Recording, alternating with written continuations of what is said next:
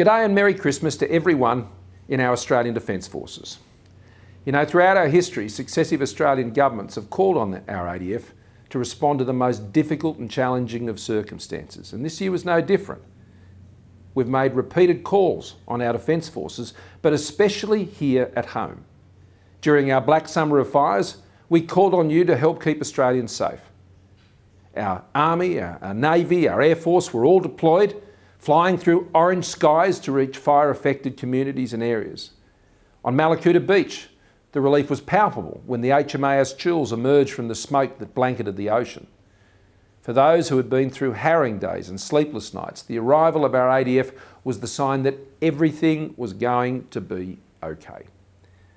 We call on you again in response to a once-in-a-century pandemic, an unexpected challenge, but where once again the skill, adaptability and professionalism of our ADF was put to work, keeping Australians safe. Right now there are some 1,500 ADF personnel spread across the country as part of Operation COVID-19 Assist, and throughout the pandemic more than 6,500 servicemen and women have delivered vital care and support to all states and territories. But the work that we do overseas continues.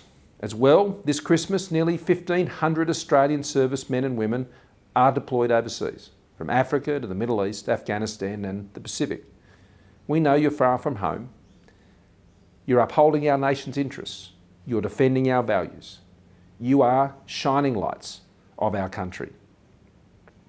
This year we also commemorated two historic events, the 75th anniversary of the end of the Second World War and the awarding of the Victoria Cross for Australia to Ordinary Seaman Edward Teddy Sheehan.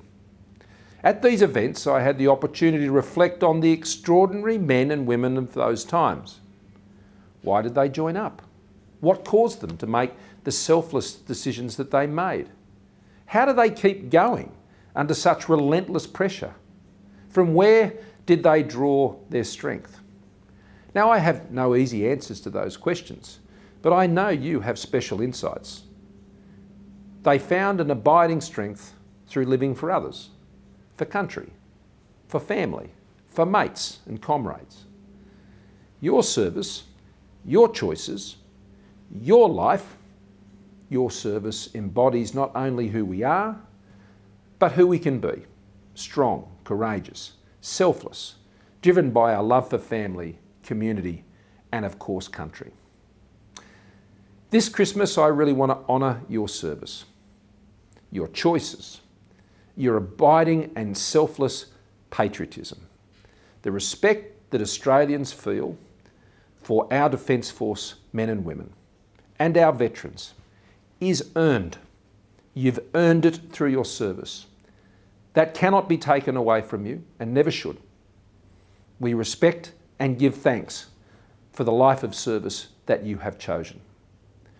On behalf of Jenny and my family and my government, and as a proud nation, I want to wish all of you and all of your families who share in your service a very Merry Christmas and a happier and let's hope a more peaceful and prosperous 2021. God bless.